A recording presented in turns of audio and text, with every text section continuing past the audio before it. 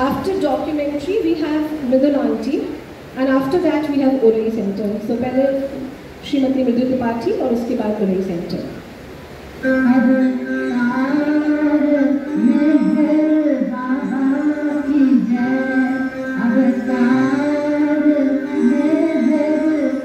आसमान की क्या है ताकत जो चुराए लखनऊ, आसमान की क्या है ताकत जो चुराए लखनऊ, लखनऊ मुझ पर फिदा है। तो पहले मैं श्रीमती मृदुल त्रिपाठी और उसके बाद Urei Center. लखनऊ नवाबों का शहर, बागों और बगीचों का शहर, संगीत संस्कृति और कला का गढ़। इस शहर की स्थापना भगवान श्री राम के अनुज लक्ष्मण ने की थी। आसमान की स्याह नौका के सफर में जो चुराए इस शहर में कई विभूतियां। आसमान शासक क्या है फकीर और जो चुराए लखनऊ, लखनऊ मुझ पर फिदा के ही है। मैं इस कादायर के अवतार प्रियतम अवतार मेहर बाबा के भी जवाबों का शहर, बागों और बगीचों का शहर, संगीत संस्कृति और कला का गढ़। इस शहर की स्थापना भगवान श्री राम के अनुज लक्ष्मण ने की थी। लक्ष्मणपुरी से लखनऊ तक के सफर।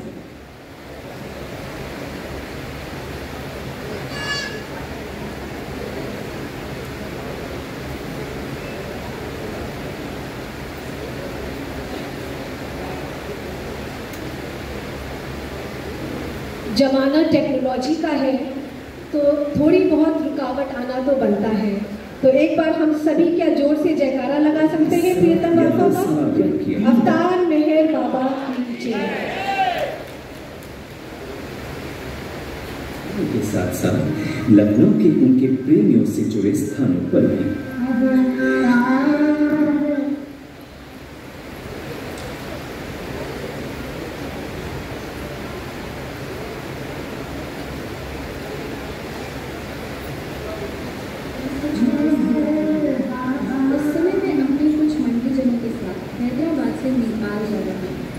लखनऊ में ट्रेन रुकने पर स्टेशन से बाहर निकले।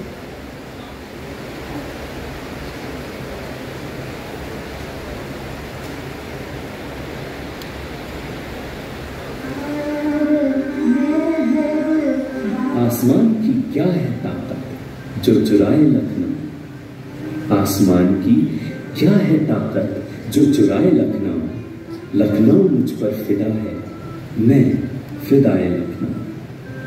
लखनऊ नवाबों का शहर, बागों और बगीचों का शहर, संगीत संस्कृति और कला का गढ़। इस शहर की स्थापना भगवान श्री राम के अनुज लक्ष्मण ने की थी। लक्ष्मणपुरी से लखनऊ तक के सफर में इस शहर में कई विभूतियां, शासक, पीर फकीर और संत देखे हैं। ये लखनऊ का सौभाग्य ही है कि इस कालखंड के अवतार प्रियतम अवतार मेहर बाबा के भी चरण कमल इस शहर की भूमि पर पड़े और उन्होंने अपने आध्यात्मिक प्रेम से लखनऊ को 1 या 2 या 3 बार नहीं बल्कि 7 बार सराबोर किया। आइए हम आपको ले जाते हैं मेहर बाबा द्वारा उनके भौतिक रूप में देखे गए स्थानों के साथ साथ लखनऊ के उनके प्रेमियों से जुड़े स्थानों पर भी।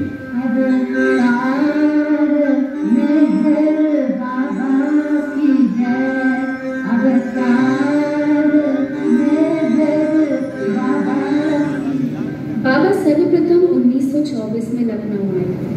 उस समय वे अपने कुछ मंडलीजनों के साथ हैदराबाद से नेपाल जा रहे थे। लखनऊ में ट्रेन रुकने पर वे स्टेशन से बाहर निकले अपने लिए सैंडल खरीदने, परंतु कोई सैंडल पसंद न आने पर वे लौट गए। इसके बाद बाबा 19 अगस्त 1924 को लखनऊ आए। इस बार वे यहाँ से ट्रेन बदलकर भोपाल गए। इसके बाद बाबा सन 1941, 1942, 1943, 1946 और अंत में 1954 में लखनऊ आए।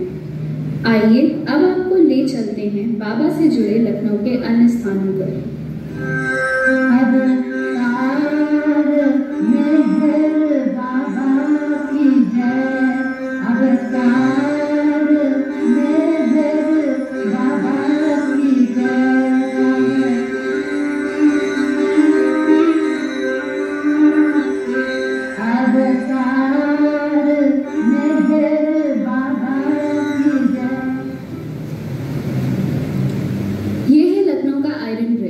जो पक्का पुल के नाम से भी जाना जाता है। जब बाबा अक्टूबर 1941 में लखनऊ आए थे तो वे इसी स्थान पर 6वीं भूमिका यानी कि 6th प्लेन की एक महिला मस्त से मिले थे।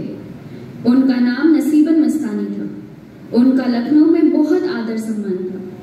कहा जाता है कि एक रानी समय समय पर उनसे मिलने यहाँ आया करती थी। जब बाबा नसीबन मस्तानी से मिले तो उन्होंने उन्हें एक साड़ी और मिठाई दी। नसीबन मस्तानी ने उसमें से कुछ मिठाई अपने लिए रख ली और बाकी बाबा को वापस कर दी और बाबा लौट गए। दोबारा बाबा मार्च 1942 में नसीबन मस्तानी से एक हरिजन बस्ती में मिले। इस बार बाबा ने उन्हें एक स्कार्फ दिया। नसीबन मस्तानी ने वो स्कार्फ थोड़ी देर अपने सिर पर बांधा और फिर उसे उतारकर पास खड़ी एक हरिजन महिला को दे दिया। यह देखकर बाबा ने उन्हें एक और स्कार्फ दिया। नसीबन मस्तानी ने पहले की ही तरह यह स्कार्फ भी उतारकर एक दूसरी महिला को दे दिया। कितने अद्भुत तरीके से नसीबन मस्तानी ने हमें दिखाया कि जब परमात्मा खुद हमें मिल गए हैं तो हमें किसी भौतिक वस्तु की कोई आवश्यकता नहीं। इसके बाद बाबा पुनः 1943 में नसीबन मस्तानी से मिले। इस प्रकार अपने जीवन काल में कुल 3 बार नसीबन मस्तानी को बाबा से मिलने का अवसर प्राप्त हुआ।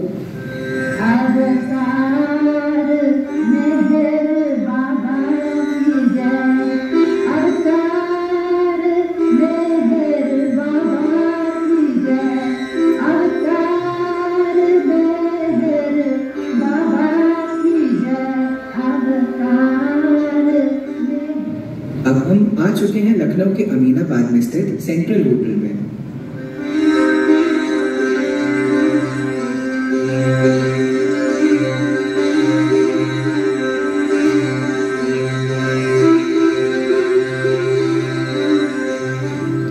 यह बात है सितंबर 1943 की, जब अखबारों में यह खबर आ रही थी।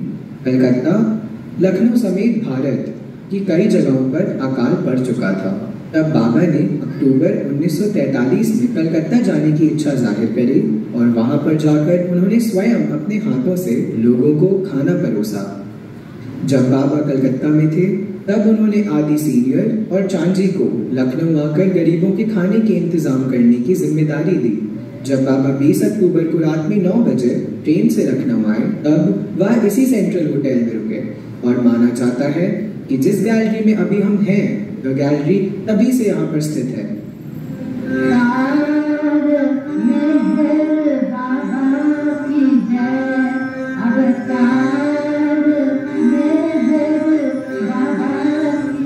और इसी प्रकार बाबा ने सेंट्रल होटल में 3 रातें और 3 दिन बिताए और लखनऊ में अपना कार्य पूर्ण करने के बाद 23 अक्टूबर 1943 में बाबा ने चारबाग से ट्रेन पकड़ी और वह जालंधर के लिए रवाना हो गए।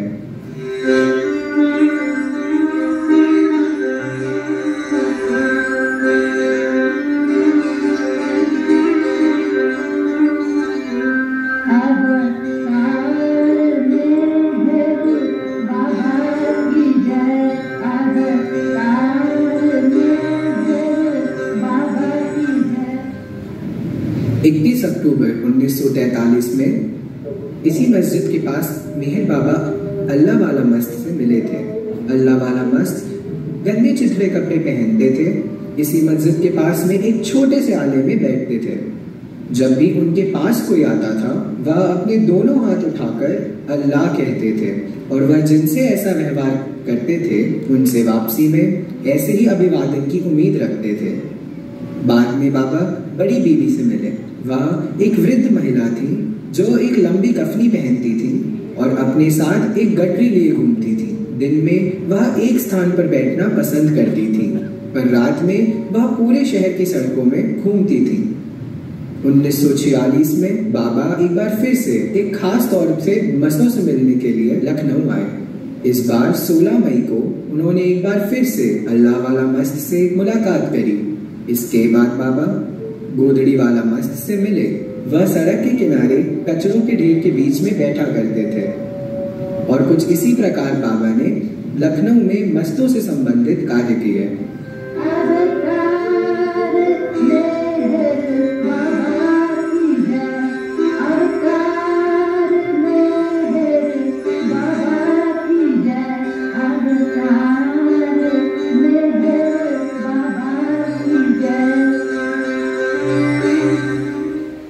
ये है गंगा प्रसाद वर्मा मेमोरियल हॉल।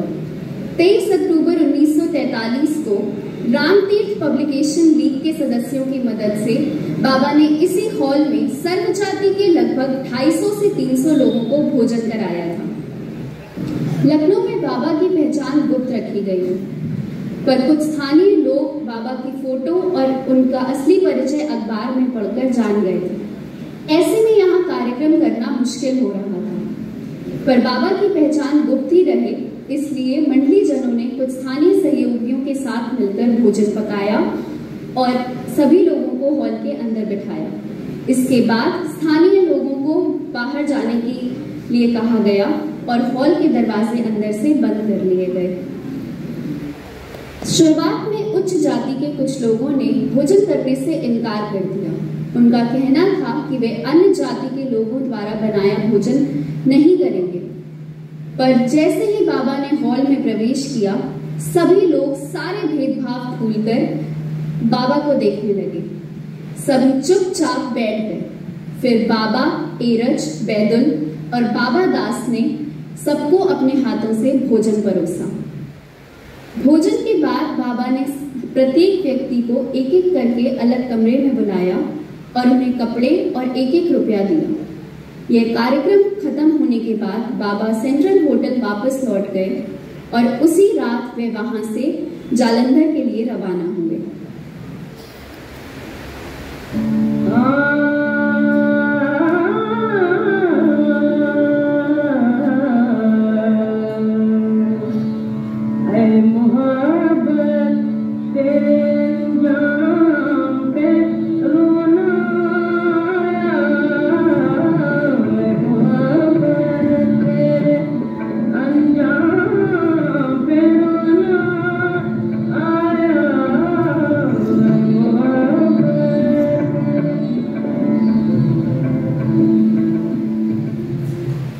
मलिकाए गजल बेगम अख्तर की यह मज़ार है।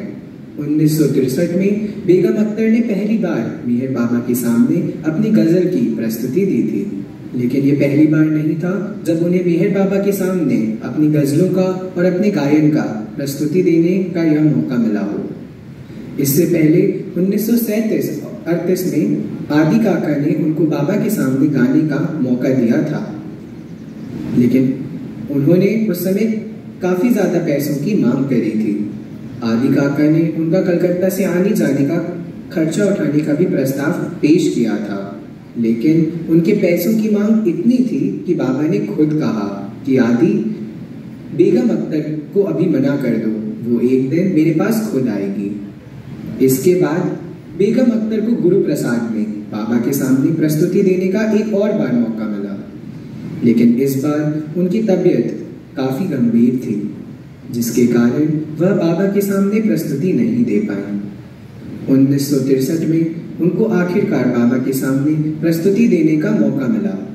इस बार वह अपने तबला वादक के साथ मेहराजाद आए, जहां पर उन्होंने आने की मांग खुद से करी थी। बाबा एकांतवास में थे, फिर भी उन्होंने उनको आने की और अपनी प्रस्तुति देने की अनुमति प्रदान की। जब वह बाबा से मिली तब वह निरंतर रोने लग गए। उन्होंने बाबा को बताया कि वह बाबा की तस्वीर के सामने रोज अपनी खास गजलें पेश किया करती थीं। फिर उन्होंने बाबा के सामने अपनी पहली गजल पेश करी, जिसकी पहली पंक्ति थी, ए मोहब्बत तेरे अंजाम पे रोना आया। इसके बाद उन्होंने बाबा को 2 और गजलें सुनाई और वह निरंतर ही रोती ही रही। कुछ वर्षों बाद उन्होंने लखनऊ में अपना खुद का संगीत की एक अकेडमी खोली, जिसके लिए उन्होंने बाबा से आशीर्वाद मांगा और बाबा की बड़ी सी फोटो अपने स्कूल में लाकर लगा दी। यह थी बेगम अख्तर और मेहर बाबा की कहानी।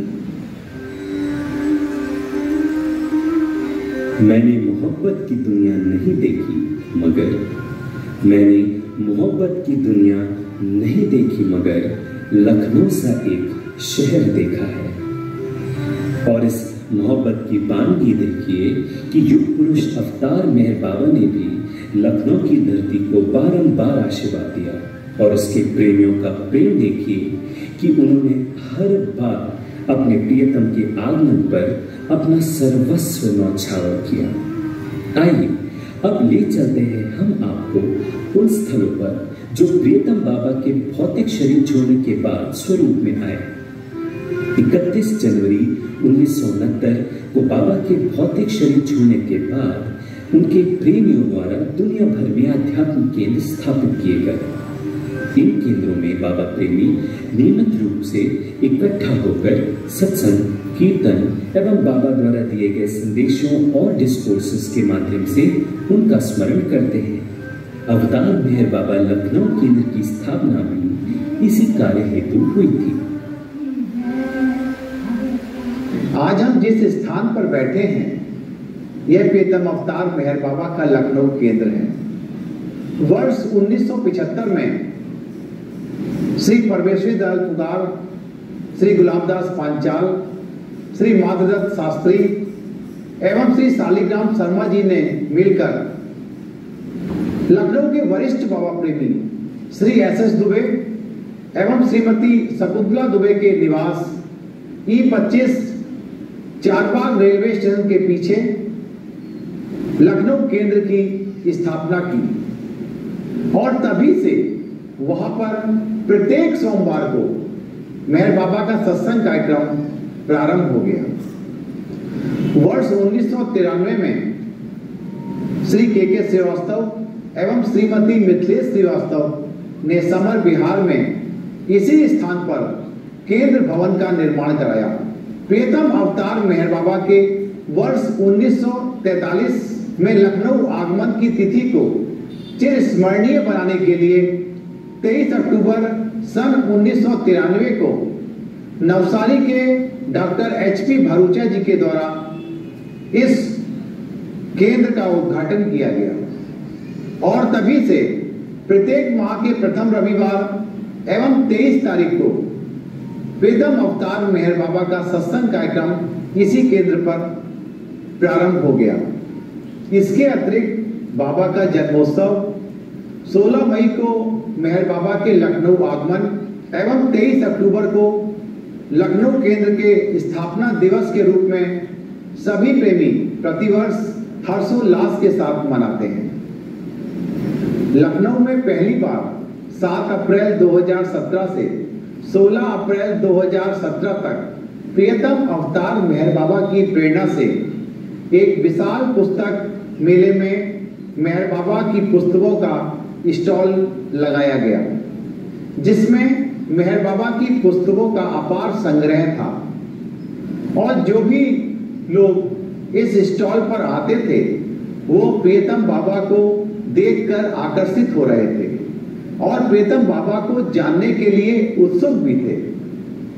वर्ष 2018 में लखनऊ केंद्र के 25 वर्ष एवं प्रियतम अवतार मेहर बाबा के लखनऊ आगमन के 75 वर्ष पूर्ण होने पर उसी ऐतिहासिक स्थल पर जहां पर मेहर बाबा आए थे एक विशाल सत्संग का आयोजन किया गया। वर्तमान में इसी प्रकार लखनऊ केंद्र प्रियतम अवतार मेहर बाबा के प्रेम प्रसार का कार्य कर रहा है। जैसा कि आपने देखा, प्रियतम अवतार मेहर बाबा केंद्र की स्थापना प्रियतम बाबा के प्रेम और उनके द्वारा दी गई प्रेरणा से ही संभव हुई। और जो आज के समय में लखनऊ के समस्त बाबा प्रेमियों की अगाध आस्था का सही मायने में केंद्र है, जहां पर आयोजित हर कार्यक्रम में सभी प्रेम पूर्वक सम्मिलित होकर अपने प्रियतम का गुणगान करते हैं और उनके प्रेम और आशीर्वाद को प्राप्त करते हैं। प्रियतम बाबा के इस अवतारिक काल में उनका सिद्धांत था मास्टरी इन सर्विट्यूड, यानी सेवकाई में प्रभुता। और उस सेवा भाव को बाबा ने अपने भौतिक शरीर में कुष्ठ रोगियों, मस्तों और समाज से वंचित जनों की सेवा से दृष्टांत किया था। समाज के उत्थान में शिक्षा का स्थान सर्वोच्च है और इसलिए अग्नि स्थल की महत्ता बहुत अधिक है। दैवीय प्रेरणा से 28 नवंबर 1996 को बाबा की मंडली के सदस्य अली अकबर शकुजमन अलोबा जी द्वारा लॉर्ड मेयर स्कूल का शिलान्यास हुआ एवं बाबा के एक और मंडली जन भावकंचवी द्वारा 21 मार्च 2000 को इस शैक्षिक संस्थान के हाई स्कूल के प्रथम सत्र का उद्घाटन हुआ। आइए जानते हैं स्कूल के संस्थापक श्री के.डी. निगम जी के द्वारा उनके इस शैक्षिक पहल के बारे में। 1 साल से एक स्कूल सेक्टर 12 में किराए पे चल रहा था और वो फिर उसने मकान मालिक जो था खाली करने के लिए कहा और ये सोसाइटी जमीन बेच दी गई थी, लेकिन वो जो है इतना पैसा क्योंकि ऑपरेशन कराना था बच्चों की मम्मी को, हार्ट का बाल मशीन कराना था, तो PGI में लखनऊ में वहाँ पर जब भी गए तो वो जो है ब्लड प्रेशर ब्लड शुगर कम करके आओ, ये कम करके आओ, तो फिर तो 3-4 बार लौटे, उतनी जांचें हुई तो जब लौटे तो वो सोसाइटी वाले बार बार आ रहे थे कि जमीन लेना है या नहीं लेना। तो इसके बाद जो है मम्मी को हम ले आए वो स्कूल छोटा, तो वो जो छोटे लड़के बच्चे थे प्राइमरी के और तो वो जो है प्रेयर किया और उसके बाद आरती की बुझावे लाल जहरत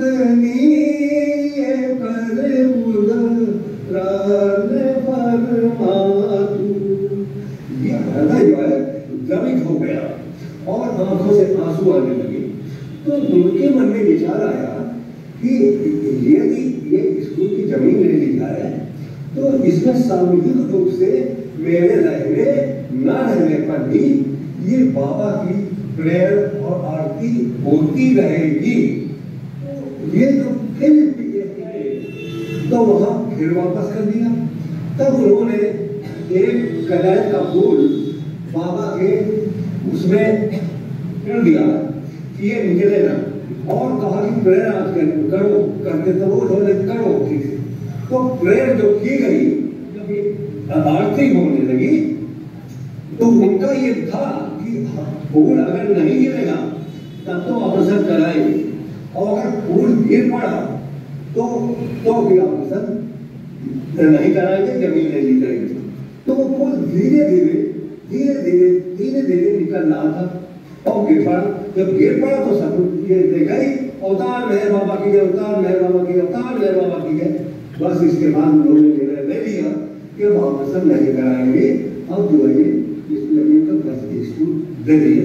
तो वो गेट जो है ये जमीन ले ली गई और इसके बाद 28/11/1996 को ये आलोबा जी जो बाबा के मंडली थे उन्होंने उद्घाटन किया और जो वो स्कूल बंद हो गया तो वो बच्चे जो है जो आए उन्होंने यही आरती की आलोबा जी के सामने।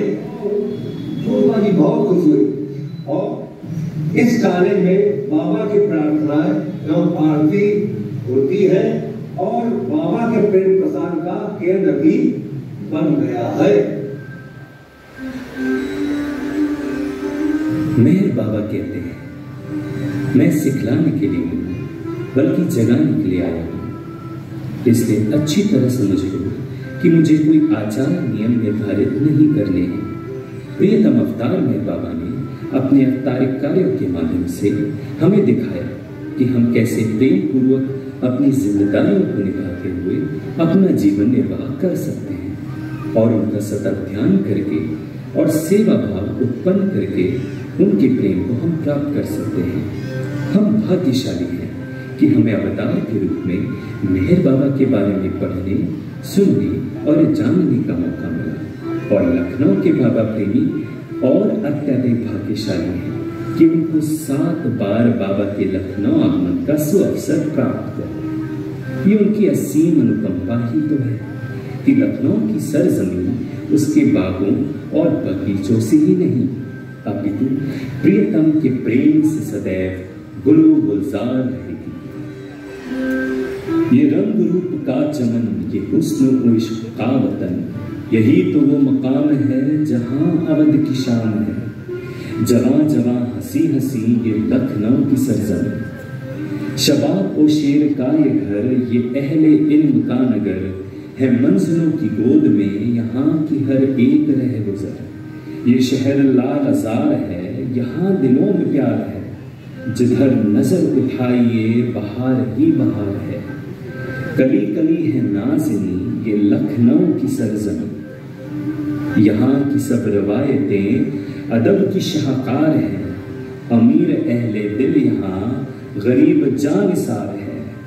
हर एक शाख पर यहाँ है बुलबुलों के चहचहे, गली गली में जिंदगी कदम कदम पे कह कहे। हर एक नजारा दिल नशी ये लखनऊ की सरजमीं। यहाँ के दोस्त बावफा मोहब्बतों से आशिक, किसी के हो गए अगर रहे उसी के उम्र भर। निभाई अपनी आन भी बढ़ाई दिल की शान भी, है ऐसे मेहरबान भी कहो तो दे दे जान भी। जो दोस्ती का हो यकीन ये लखनऊ की सरजमीं, ये लखनऊ की सरजमीं।